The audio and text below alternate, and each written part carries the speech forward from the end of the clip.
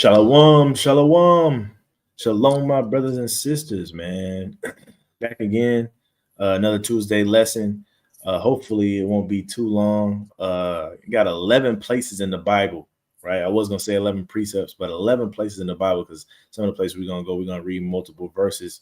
Nonetheless, man, I hope you guys are having a good start to your week as we hit Tuesday. Hope this is very edifying. We give all honor and glory to the Most High God of Abraham, Isaac, and Jacob. We do so by way of his only begotten Son, who's an instrument of salvation for the nation. The title of this lesson is going to be called Wait on the Lord, for he won't wait on you, right? Wait on the Lord, for he won't wait on you. A lot of us get that backwards, right? A lot of us live life, and some of us even pray to tell the Lord to wait on us to get right.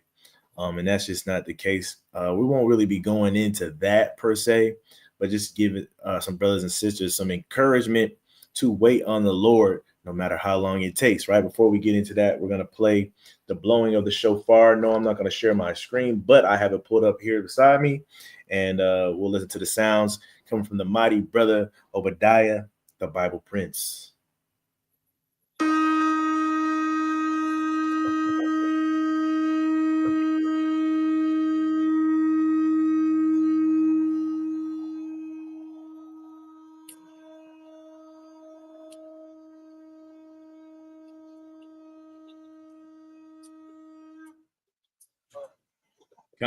Khan. Mighty shofar blown. I hope that sounded okay. Let me share my screen and we can get rolling, man. Let's get rolling. First precept I got on. Let's see who's gonna be in order. Brother Azrael. Yeah, I got Brother Azrael and Brother Obadiah with me. Hopefully, Brother Isaiah will be joining shortly. Right. We got Brother Baruch in the chat scribing. Shalom to him. I see him. Khan. First, we're gonna have the brother Azrael read the first precept. This is gonna be kind of our lead-in scriptures, staple precept for today, Isaiah 8 and 17. We got Isaiah chapter 8 and 17. And I will wait upon the Lord that hideth his face from the house of Jacob, and I will look for him. Right. I will wait upon the Lord that hideth his face from the house of Jacob, and I will look for him. Even though that the Most High, we're in the time right now where one could say that the Most High has hid his face or turned his face from the Israelites, right? It's still our job to wait on him and to look for him, right? We brought up accounts in the past referring to like feast days and things of that nature.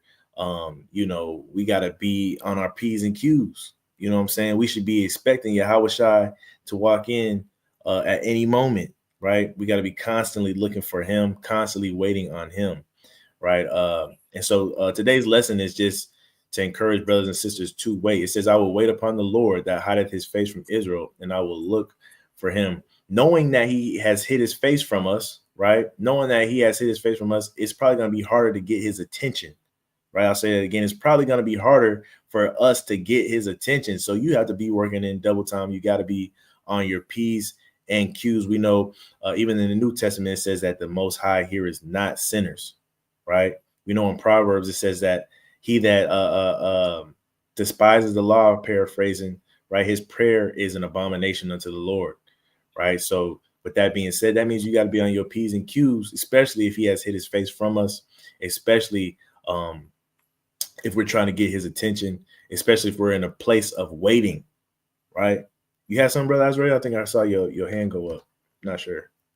Nah. Khan. We'll go to the next precept. Let's go to the book of Psalms. We're going to go to the book of Psalms, chapter 27. And what verse? 14. Last verse of the chapter, man. Psalms 27:14. If I can have you read it, Brother Obadiah. Khan, the book of Psalms, chapter 27 and verse 14.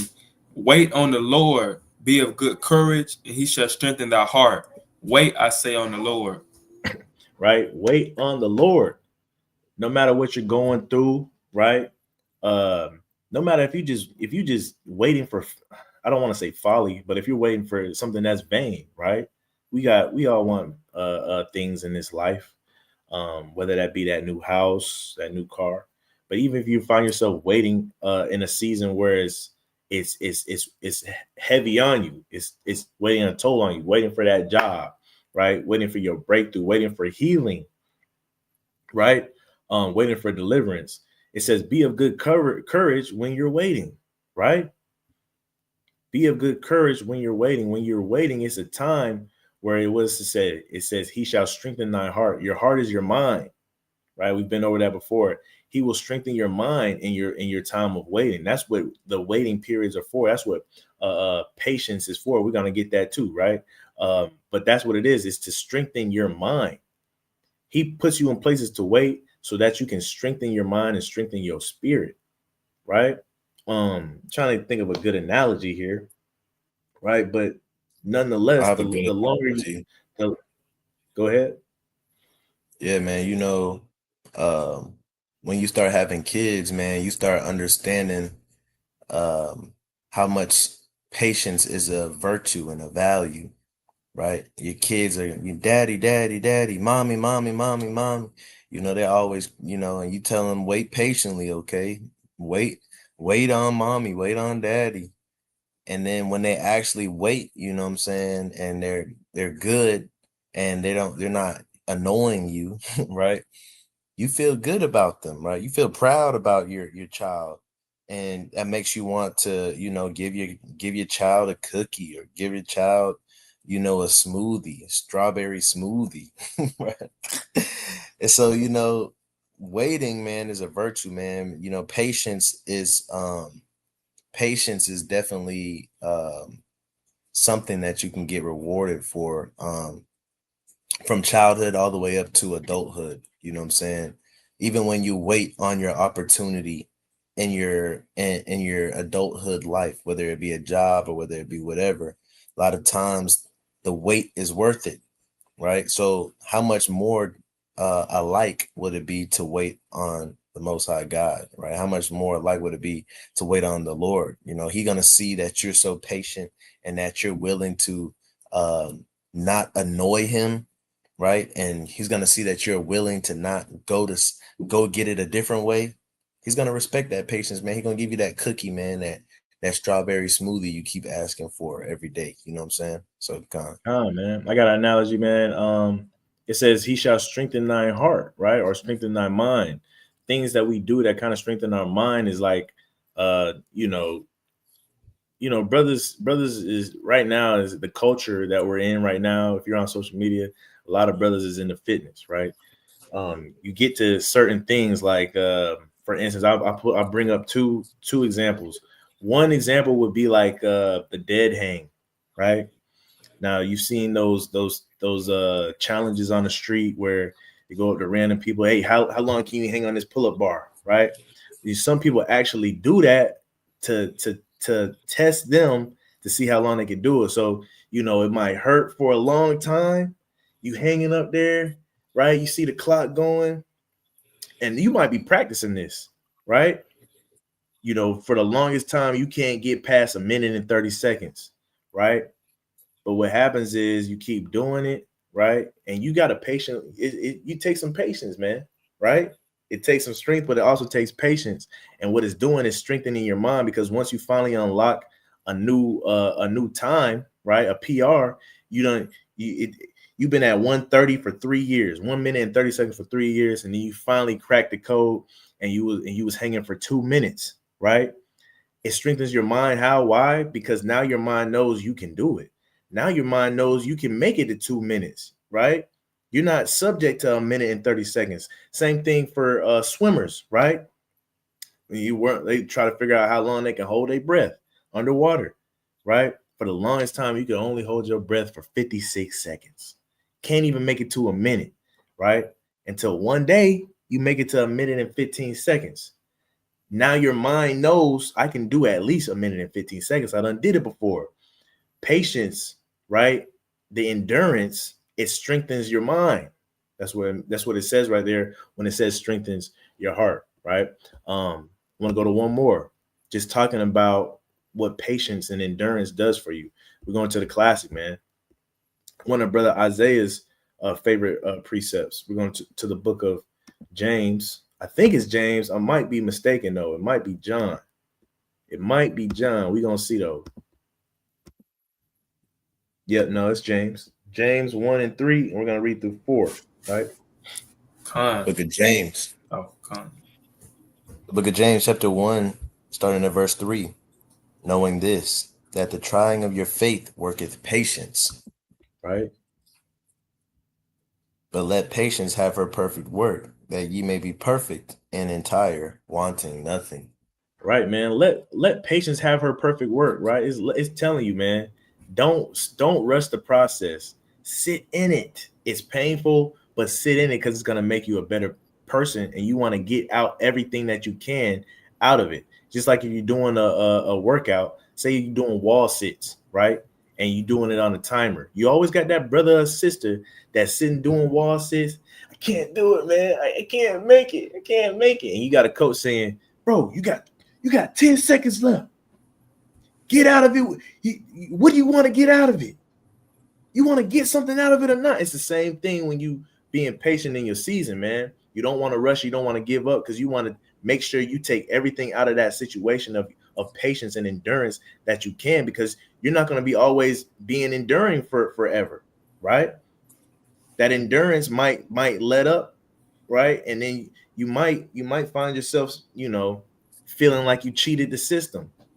Feel like, man, you ever get to the end and be like, I could have handled that a little bit better. I gave out a little bit better. I came out the spirit a little too early, right? You want to get everything out of it. So let patience have her perfect work in you when it's your turn to have patience. Brother Obadiah, you had something to say? Yeah, I had 2 points, man. One, kind of going what you were saying about how the coaches be. I was watching Facing the Giants. I watched it Sunday, and it was a scene on Facing the Giants where a dude named Brock, he was a linebacker. I think he was a captain of the team, one of the best players on the team. And the coach, now he's in the sense of he's trying to find a way to how to better his team. So Brock they finna get ready to play this Friday, and Brock, which is supposed to be the captain of the team, he was already doubting. He was already saying how they was gonna lose and things like that, right? So the coach made him do the death crawl, meaning when you kind of like bear crawls, but when you have somebody on your back. But he blindfolded him. So I think he thought he was only just going to the 50-yard line or the 40-yard line. And, the coach was in the ear. You got 10 more steps. You got 10 more steps. You got 5 more steps. You're almost there. You're almost there. And, when he made it there, he fell forward. And then he took the coach took the blindfold off of him. He was like, look up, Brock. You're in the goal line. So this man, he thought he could only do 40 yards.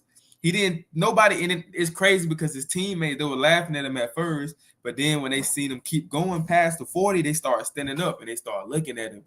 And the whole point of that is like, the captain of your team, he got to have that mindset first. It starts with him, and then everybody else going to follow. If he got the mindset of everything going to be okay, we got to be patient, wait on the Lord, then everybody else going to follow suit because, he's the captain of the team.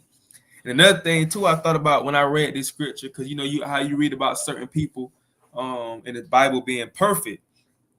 And part of being perfect is being patient, because it said, but let patience have her perfect work that but let patience have her perfect work that ye may be perfect and entire and wanting nothing. So part of being perfect, a trait of being perfect is you got to have patience. Patience is one trait that you have to have if you want to be considered a perfect person according to the scriptures, man. But you got to come, man. Come on, man. We was watching Boots on Netflix, me and my rib, and I think it was a pretty good show, minus a few factors, right? But one thing that my rib was saying while we was watching it, she's ex-military, and she was saying, a lot of people wouldn't necessarily have a hard time doing the physical portion of it all, right? The working out and all of that. But what would get to a lot of people is the patience, right? Knowing that, you have to stay there until they say you're done. You know what I'm saying? You got to stay there for the whole 3 to 6 months or what time it is, and knowing that you can't go home until then, right? She said a lot of people, the patience would eat them up. You know what I'm saying? Like, let's hurry up and get this over with. But even in that, man, when you see all those guys at the end that make it and how joyful they are that they were patient enough to withhold and become Marines and whatnot, right? It all pays off in the end. And you can tell that it made their heart, their mind stronger, right? They didn't leave out of the situation that they came in the same way they came into it, right? They came out better people, and they let patience have her perfect work in them, right? Real quick. So we're talking about patience, we're talking about waiting. I got 3 examples, man, that we're gonna dive into before we close out today. The first example I got, man, is in the Apocrypha. I hope this has it. It is in the book of, let's see if they got it. Yep, the book of Tobit, right? And we're gonna go to verse 14 and chapter 14 and verse number 2.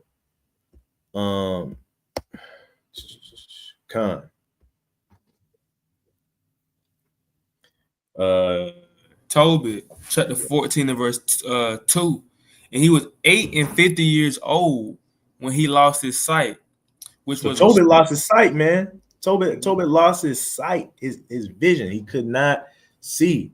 How many of us take for granted every day the 5 senses that we have? I used to pray.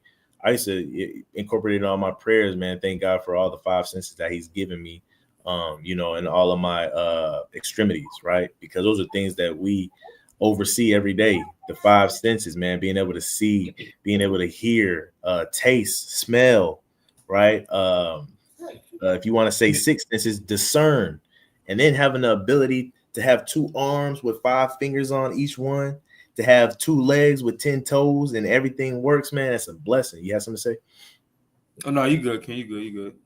Pecan, man, we often look over those things until we don't have them no more. I know I've had an injury, tore my Achilles, and man, being without a leg, man, it didn't dawn on me how it would shift and shake my world, right? I know the brother Azrael had something similar, right? His recovery was a little bit faster than me, but he'll tell you too, man, being without a leg, man, it's a crutch, it's a handicap. Just thinking like, man, I can't use my leg.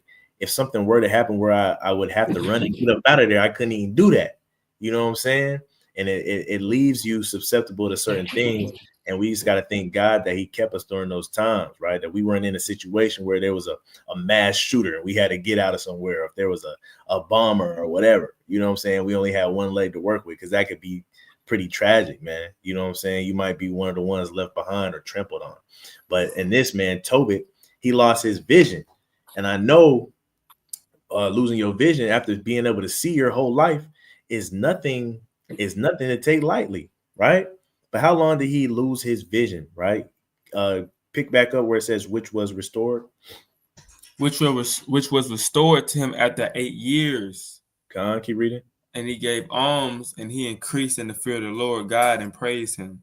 Right, man. Tobit had to sit in that and wait 8 years before he can get his vision back, right? I know Tobit was a man of God, so his vision left him, man, right? Things happen in this world, man. Diseases, infections, all of that stuff. God forbid somebody lose their eyesight or their hearing, and the doctor telling you might not ever see again, right? That can be very heavy on somebody. It happened to Tobit, and he had to sit in that for 8 years. I'm sure by year 7, he probably gave up all hope. He probably was like, man, I probably won't never get to see again, man. It's been 7 years, number of completion, man. It's the way God wanted it. You know what I'm saying? But he had to wait 8 years. So I want you guys to put yourself in the mindset of whatever you're waiting on, whatever you're going through. Has it been 8 years? Has it been 8 years? And if it's been more than 8 years, that's cool. I got some more stories for you, right? We got some more. What does it say the Bible is used for? Is written for our learning. The stories aforetime is written for our learning. Man, let's go to let's go to the book of Genesis, right? I ain't gonna go Amen. to the. I, You said what? I said I was watching a video right before we went live of this guy named Brian Lattimore, and he was just talking about his journey to become a professional fisherman, right? And he said he quit his job 7 years ago. He said, you know, a lot of people have the phrase, "You can do anything you put your mind to." He said, but they don't ever give you the full story because you could put your mind to it, but what is are you willing to wait 10 years, 15 years for it to come to pass? Even when your mind was on it 10 years ago, are you willing to wait that long? Because a lot of times, especially in the world we live today, everything's so instant. We want, as soon as it come to our mind, we want it to come to fruition. That's why, you know, so many people, man, they call themselves manifesting and praying to the universe and that I got it so fast and I'm trying to tell you you can do it too. It's because of the lust of the eyes and the lust of the flesh, man. We want everything at an instant. But the Bible tells us that, you know, roughly paraphrasing, things gotten in haste, right? Sometimes will be the downfall of us. Become. Con, man, it's a mighty point, man. How many of y'all would a lot of us couldn't even make it if we got the cheat code, right? If we prayed for something and the Most High told us personally, all right, but you're gonna have to wait 10 years. A lot of us would still fold, you know what I'm saying? And you already know the ending. A lot of us would still fold, man. So um that's a mighty point.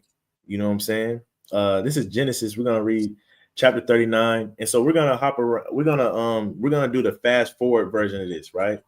You know what I'm saying? We're gonna read a little bit and then we're gonna and then read a little bit more. So we're gonna read two verses, hop down, two verses, hop down, two verses, hop down, and then two verses, right? So the first two verses we got is verse 1 and verse 2, Genesis chapter 39, starting at verse 1.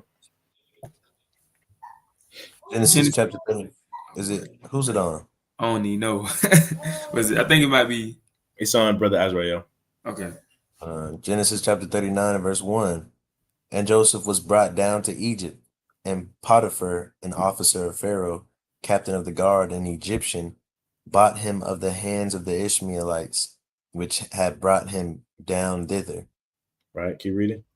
And the Lord was with Joseph, and he was a prosperous man, and he was in the house of his master, the Egyptian.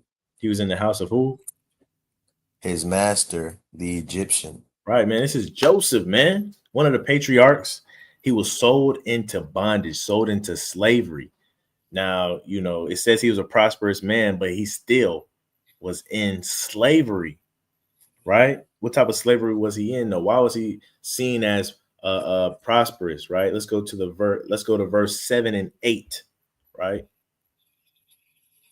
Verse 7. Hold on. I'm tripping. Read verse 4 for me. Verse 4. And Joseph found grace in his sight, and he served him, and he made him overseer over his house. And all that he had, he put into his hand. Come on, man. So Joseph was made the head honcho of the slaves, man, that Potiphar had. You know what I'm saying? Somebody would call him a house Negro, right? He was the butler. You know what I'm saying? He was the one that opened the door. He's the one that directed the other slaves. Hey, look, the master needs to do this, do that, right? He was the chief butler in the White House. That was him, right? Let's see. We're gonna skip. Let's skip. See what happened to him. Why he was holding this position, though. Verse 7. Verse 7. And it came to pass after these things that his master's wife cast her eyes upon Joseph, and she said, "Lie with me." Right, man. You know, when you're going through a period of waiting, man, right? The devil's always gonna tempt you before it's your time. He's always gonna send something, man, to cause a hiccup. You'd be like, man, I'm right there. Why he got to throw this little bump in the road, right? You know what I'm saying? Everything is going good, it's going all right, and he had to just throw that in there, right? Again, man, this is why let it, whatever you're going through, have its perfect work. And hey, look, we say it all the time. Control the things that you can control, right? The rest of it, man, just go through it. Verse number 8. Con, I want to say too, a lot of people reading this, you may be like, of course he's gonna, not lie with her. Of course, that's easy. Like, come on now. Like any man, I would do. Come on, man. We gotta be honest with ourselves. Not any man would do what he was doing. For example, there's a lot of things in life that seem like it's the easy choice to make, but a lot of us don't make the easy choice. A lot of us aren't prudent, and a lot of us don't count the cost, and a lot of us don't think past a certain situation. We think right in the now.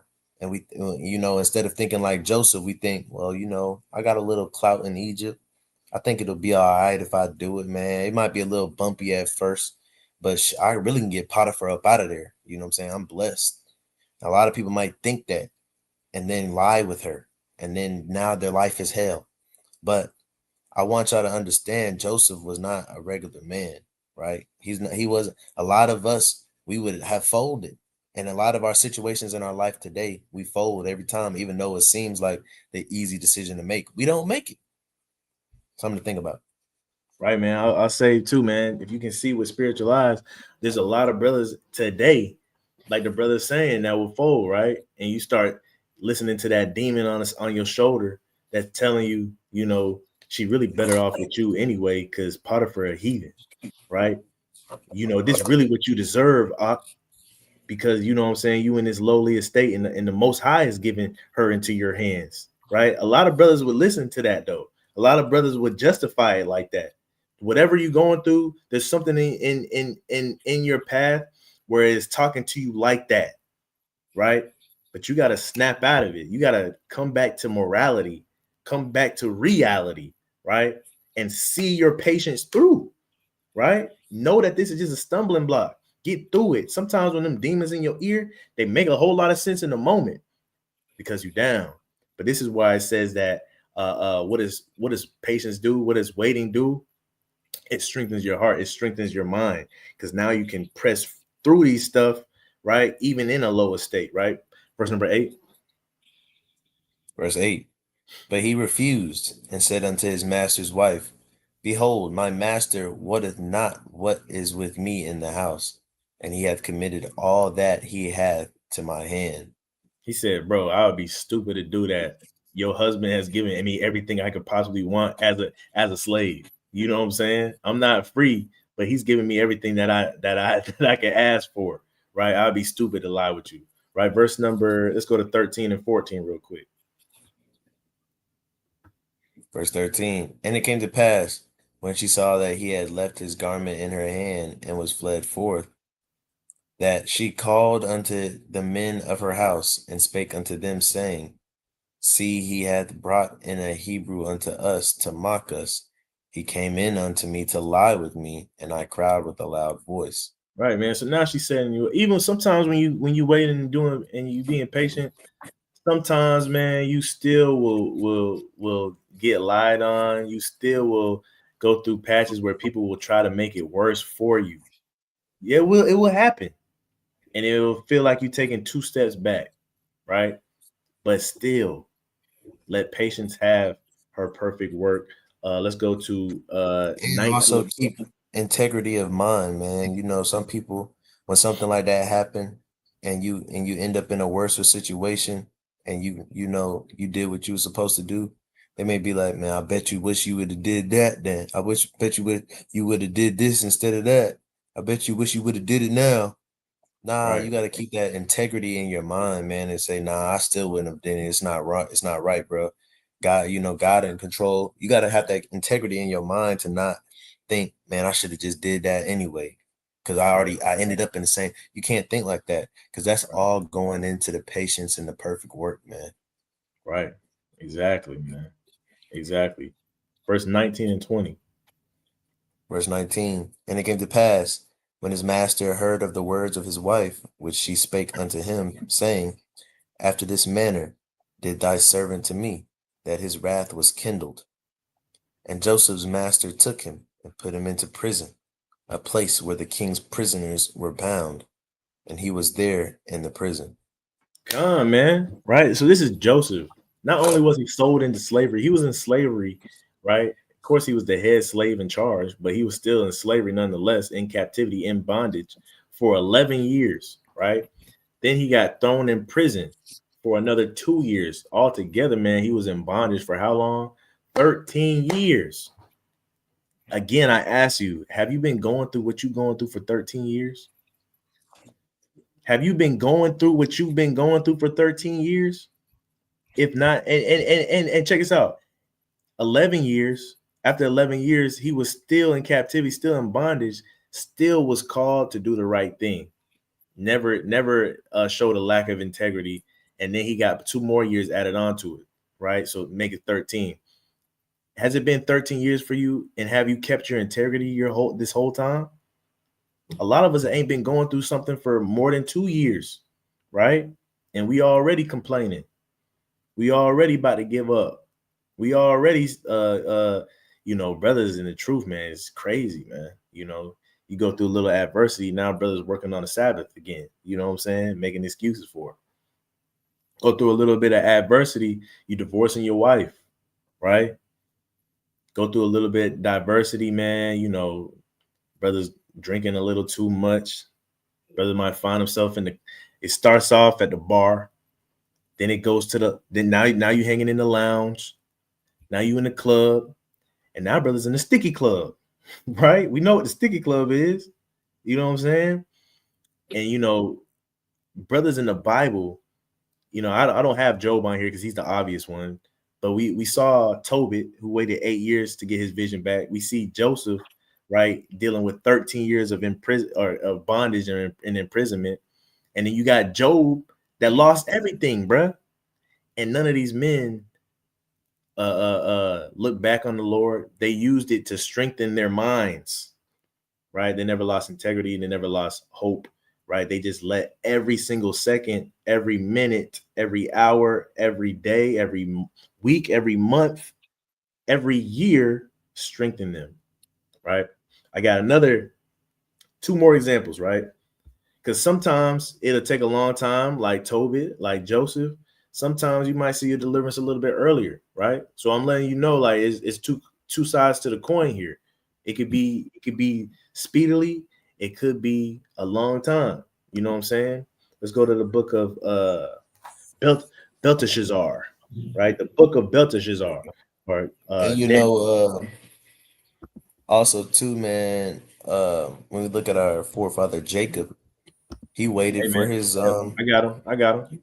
Oh, I got him. You should have known I had him now. You know what I'm saying? When we talk about patience, we talking about waiting. You should have known he was on the roster, man. Right? We're gonna get to him. I saved him for last. Right? This is Daniel chapter 6 and verse 16. We're gonna read through verse 22. Verse 16. Then the king commanded, and they brought Daniel and cast him into the den of lions. Now the king spake and said unto Daniel, Thy God whom thou servest continually, he will deliver thee. Right. So this is Daniel, man. He's getting thrown into the lion's den, right? And we know the king was probably sincere, but one could take it like, man, you ever been in a situation where your superior had to reprimand you, even though he knew it was the wrong thing to do, and he's still trying to be cool with you? Hey man, it's out of my hands. You know what I'm saying? It could be a homeboy. You know what I'm saying? You might be in a situation where, people like, man, it's out of my hands, or they might even turn it around on you like, man, why'd you have to do that, bro? I really got my hands tied, X, Y, and Z. You might find yourself in that situation. And then you might be like, yeah, man, to hell with this Negro. You know what I'm saying? Do what you got to do. You know what I'm saying? But this is what's going on with Daniel, man. He thought he had a friend in the king. The king showed him that pretty much, it goes without saying, you don't even have power like you say you have power, right? As the king, so-called king, you had the unction to stop this and you didn't. Sometimes you find yourself in those situations, especially in this land of captivity, right? Sometimes we are wrong. And we just have to bite the bullet. Sometimes, hey, sometimes brothers and sisters get fired and it's not their fault. Go figure. Go figure. Sometimes brothers get laid off and it's not their fault. You know what I'm saying? But you got to go through that. You got to bite that. Keep reading. Con. And a stone was brought and laid upon the mount of the den, and the king sealed it with his own signet and with the signet of his lords, that the purpose might not be changed concerning Daniel. Right, man. So he locked Daniel up there, man, with all them lions, them hungry lions, right? And I don't know what the king thought. He might have, I don't know, man. You know what I'm saying? Because that's crazy, man. You know what I'm saying? To do that and say you still care for Daniel, just close the door and and hope for the best. Right? Hey, it's lit. Remind me of I'm watching that show House of David, and going into the account now when David was finna go slay the Philistines and bring back the foreskins to get his wife, and it's like, but on the show, Saul in the show, right? In the scriptures too, Saul would basically set him up to go, get killed and things like that. And before he left, David finna get ready to leave, Saul went to him and kind of kissed him on the cheek. He I think he said something like, "The Lord will be with you," or "The Lord will be with you," or something like that. So it's like, I mean, you setting me up, you sending me out here to war, but you telling me the Lord gonna be with me. So it's like it's same thing kind of with the king in this account. Like, you put me in the lions den. Then you saying, well, my God the God I serve gonna protect me, but you put me in here, so it's kind of crazy. Man. It sound hypocritical, sound weak, man. We've all had bosses and stuff that we looked at like that. We've all had friends that we looked at like that. You know what I'm saying? But again, you got to go through it, man. Right? Verse 18. Verse 18, then the king went to his palace and passed the night fasting, neither were instruments of music brought before him, and his sleep went from him. Right. Then the king arose very early in the morning and went and hastened to the den of lions. Right, man. He got up early, man. He would try to see what happened. Read. And when he came to the den, he cried with a lamentable voice unto Daniel. And the king spake and said to Daniel, O Daniel, servant of the living God, is thy God whom thou servest continually able to deliver thee from the lions? Right. Then said Daniel to the king, O king, live forever. Right, man. Even with dealing with this fake king, man, he still replied back in a humble manner and a respectful manner. A lot of us would curse out your boss, right? Your boss. The boss tell you, hey man, I'm gonna have to send you home early today. The next day you come back, your boss tell you something to do, right? And you cursing out your boss, right? Calling him all types of names. Daniel, right? Daniel just got shut up in the lion's den. The first thing he said to the person that put him in there was, "O king, live forever." Right? How many of y'all would tell the person that's getting on your nerves, your boss, right? That brother, that sister, right? That elder, live forever, man. What you need from me? What do you want to know? Right? That's extreme humility in his patience, right?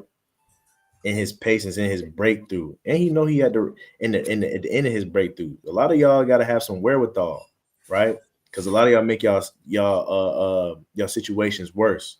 Because you better be at the end of it. All you got to do is be humble, show some humility, and it'll be over. But you chose to turn up, and now you fired for real.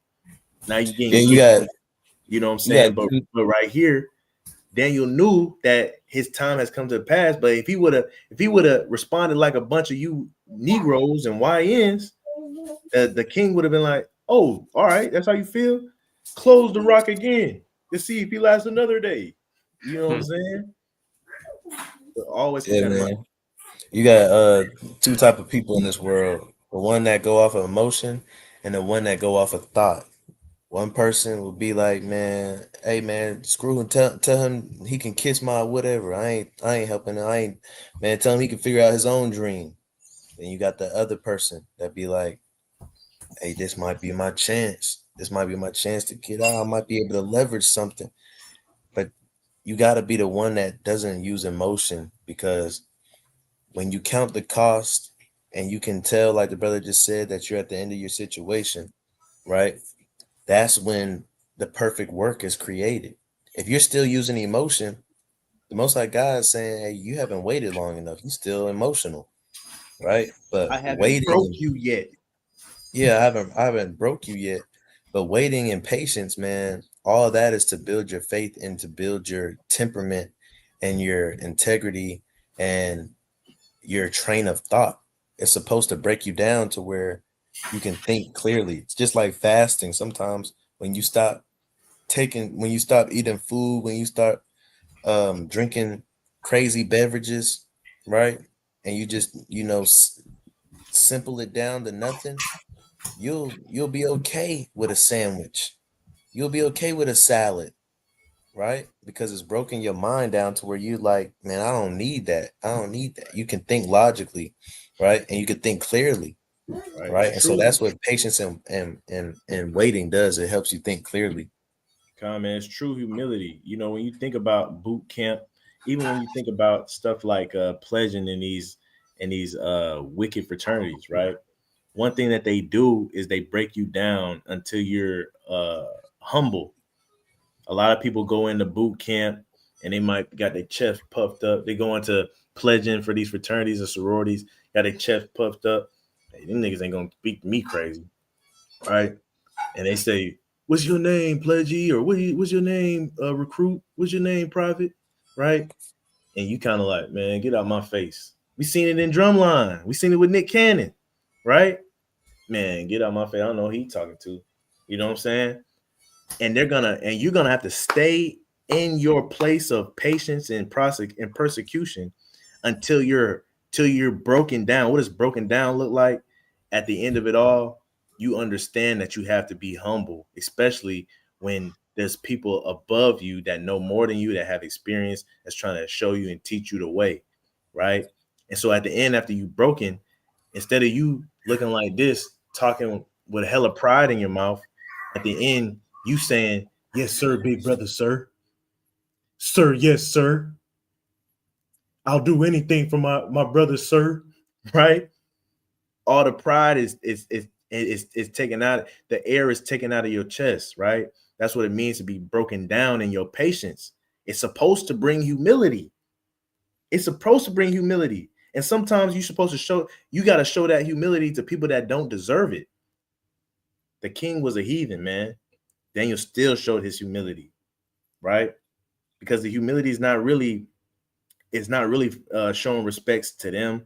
The humility comes from the respect to God, because He is the one that put us in that situation. Like Christ said in the end, He said, "Man, you don't have the only power you have is what my God has given to you." Right? Yes, with your voice, it might sound like you're giving obeisance and respect to this heathen, but that's not who you're really giving it to. The humility comes in because he was broken by the Most High, and he has strengthened your heart or strengthened your mind out of that situation. And for Daniel, it only took a day. That's what I'm saying. It could take 8 years, 13 years, or it could take a day. But it's all, I think, me personally, I speak as a man, I think it's contingent on how long it takes you, right? And that's what they should tell us when we was pledging, right? This is Yeah, based on y'all. This is based on y'all. How long it takes y'all to get it right? How long it takes y'all to get broken down to yeah, become man. humble? You know, the basic Christian. We all got family members that are just basic Christians. We know for a fact they would never say, "Oh, president live forever" to Trump. You know what I'm saying? They would we blame Trump for everything. We don't stop to realize, man, who's the one that made him president? It's the Most High. God made him president. So it's like we got to be patient in any situation we're in. And it's not situational. It's in everything in life, right? We'll read stories about Daniel, the three Hebrew boys, Moses, David, Jacob. We read all these stories, but the moment it comes time to use it in our own life, it's like it all goes out the window. Come on, man. Right, man. So I got one more example, and then I got a couple more precepts, and we out of here. before I give my example, man, this last part is going into uh your responsibility while you're waiting, man. A lot of times when you're waiting, you're called to be doing something, staying consistent, staying disciplined, staying diligent. There's a proverb in the world, right? I'm gonna read it. There's a proverb in the world that says that God can't even throw you the ball for you to receive if you don't run the route. You have to be able to run the route for him to be able to throw you the ball so you can receive. What are you receiving? Your breakthrough, your deliverance, right? A lot of us want to get our deliverance and we still on the line, right? A lot of us still on the bench. You can't receive the ball, right? You can't receive it if God don't throw it, and he's not going to throw it if you don't run your route, right? So if I was going to title this anything else, I'll title it, hey, run your route. It's getting to the end of football season, man. You got to run your route. You want to receive the ball, right? You're a receiver. You want to receive the ball, get that touchdown, whatever. Pick up them yards. You got to be able to run your route, right? So this is Genesis. We're going to start. This is chapter 29. We're going to start at verse 15, right? We're going to read to 21. Con. I And think it's on me. okay. Genesis chapter 29, verse 15. And Laban said unto Jacob, because thou art my brother, shouldest thou therefore serve me for naught? Tell me, what shall thy wages be? Right, so Jacob was going to serve Laban, man. And Laban saying, like, look, if you work for me, what do you want from me? You know what I'm saying? But Jacob already had something in mind, what he wanted, right? Keep reading. And Laban had 2 daughters. The name of the elder was Leah. The name of the younger was Rachel. Right. Leah was tender-eyed, but Rachel was beautiful and well-favored. Come on. And Jacob loved Rachel and said, I will serve thee 7 years for Rachel, thy younger daughter. So he told Laban, I will work for you 7 years if I can get your daughter, man. She's looking good. I think I want her to be my wife. I think 7 years is just for her, right? It's not too little and it's not too much, right? Give me 7 years, man. Give me your daughter. Verse 19. And Laban said, it is better that I give her to thee than that I should give her to another man. Abide with me. He said, man, yeah, man, you a fit man, man. I don't see nothing wrong with that. Keep reading. And Jacob served 7 years for Rachel, and they seemed unto him but a few days, for the love he had to her. Right, come on. And Jacob said unto Laban, give me my wife, for my days are fulfilled, that I may go in unto her. So he served 7 years, man, right? Not so keep in mind when he was serving, he's laboring, man. He doing hard work, man. He being a shepherd, he keeping the sheep, he keeping the cattle. You know what I'm saying? You know what comes with that, man. With you gotta fix fences, you gotta man down the barns and all of that, man. Right. So this is hard work he had to do for 7 years, right? Let's go to verse 25, right? Come, verse 25. And it came to pass that in the morning, behold, it was Leah. And he said, Laban, what is this thou hast done unto me? Did not I serve with thee for Rachel? Wherefore then hast thou beguiled me? So he served for 7 years.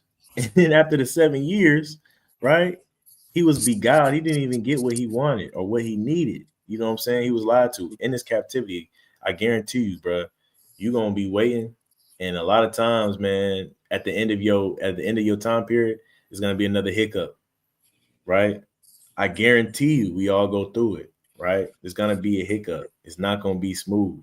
What are you going to do after that, right? What are you going to do when that hiccup comes? Keep reading. And Laban said, it must not be so done in our country to give the younger before the firstborn. He's saying, hey, man, you should have known this. You should have did your research. We don't give the younger before the firstborn.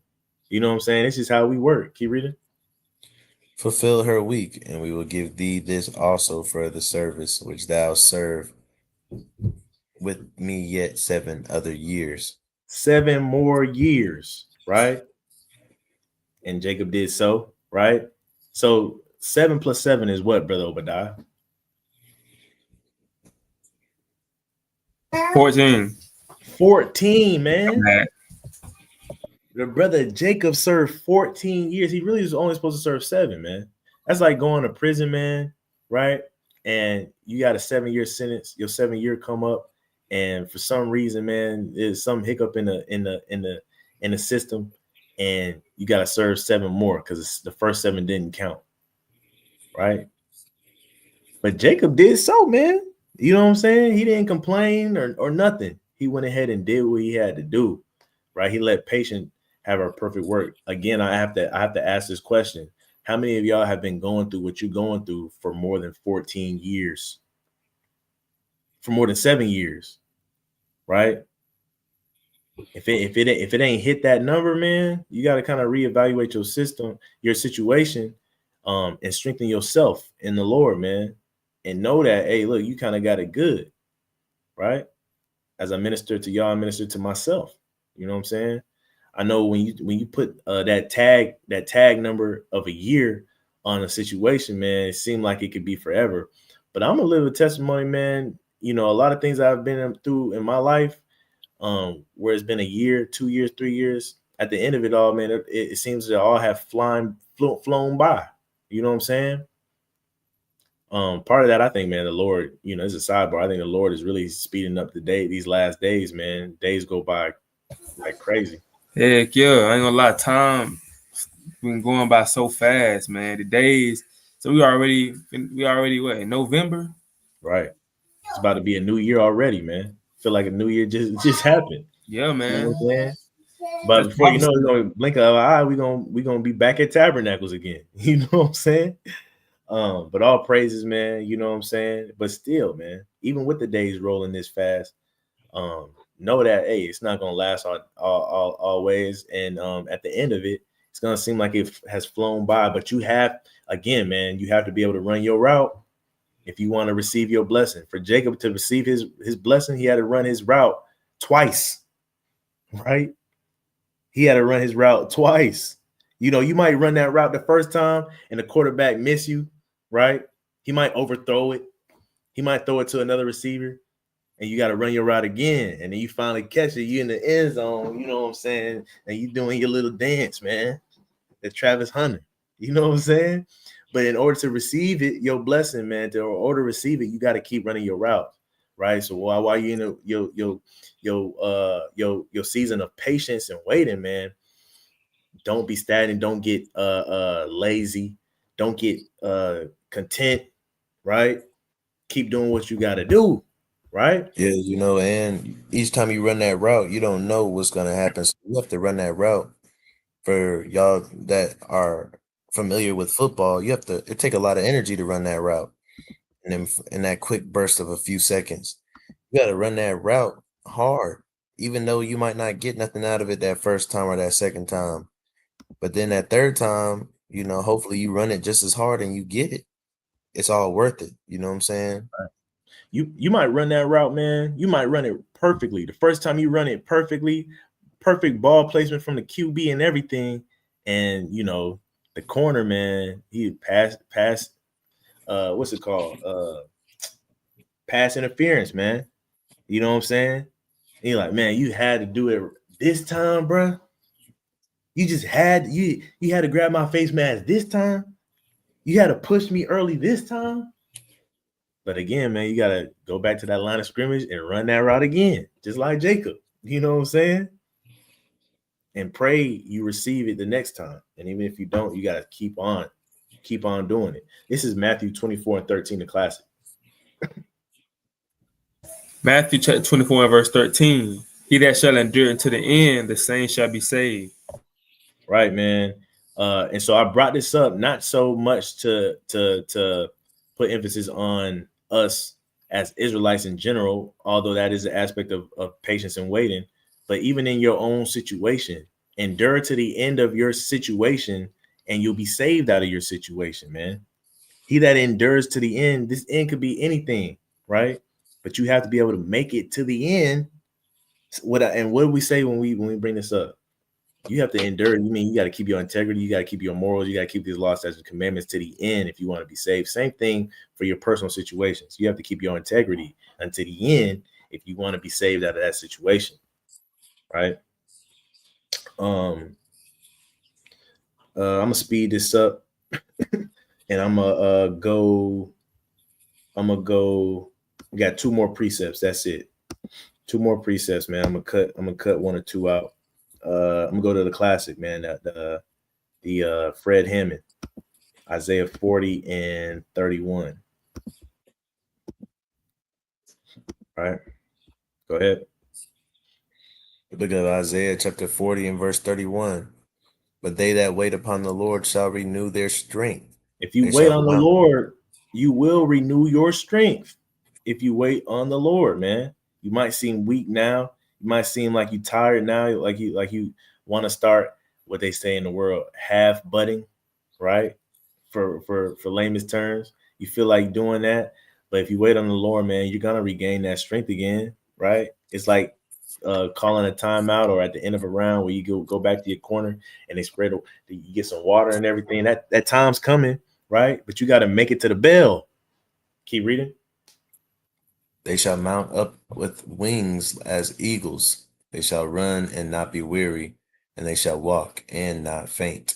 Make it to the bell, make it to your corner, man. You get a little rejuvenation in you, come out the corner and you ready again, man. You got wings, and you got your wings back, right? You running, you not half stepping, you're not weary no more, you're not about to faint because you don't rejuvenate yourself. You just got to make it to the bell, man. And I like that analogy because in life, man, it's like a boxing match, man. You go through seasons, right? And you got to make it to the bell each time. Each round, one round you might be like, damn, I'm not even tired after that round. You might win 1 round, you might lose 1 round, but each round you have to make it to the bell, right? You got to make it back to your corner. Last precept, man, and we'll get up off this thing. Let's go to the book of Galatians. Yes, you know it. 6 and 9. Not 6, 7, but 6 and 9. Right? The classic. Galatians chapter 6 and verse 9. And let us not be weary in well doing, for in due season we shall reap if we faint not. Right, man. Do not grow weary in well doing in your season. Because why? You're gonna reap. You're gonna receive that ball, man. You're gonna reach back like 1-3, right? If you faint not. You cannot faint not. Another version says unless you dash your foot against a stone. Meaning what happens when you dash your foot against a stone? That means you're tripping. A lot of us start tripping out when we in our seasons, man. Don't trip. Don't trip. Do not trip. That's all I got, man. Your brothers got anything else, man? Nah, man. Just be patient, man. Man. Wait upon the Lord. God, man. This is wait on the Lord, for he won't wait on you, right? He's not waiting on you to get it right, man. You know what I'm saying? Like whatever he has in his thoughts is higher than ours. We don't know how long he's gonna have us going through something. It's just our job to go through it. Jacob didn't know that he was gonna have to work another 7 years. Tobit didn't know he was gonna have to wait 8 years, right?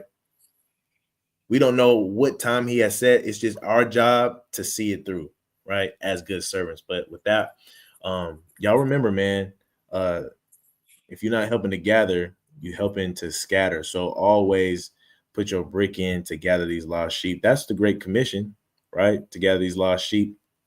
And we're going to see you guys tomorrow, Lord willing. Hope this was edifying. Hope it was encouraging. Remember, man, wait on the Lord because he's not waiting on you, right? Wait on him and be of good courage. See you guys next time. We say shalom, brothers.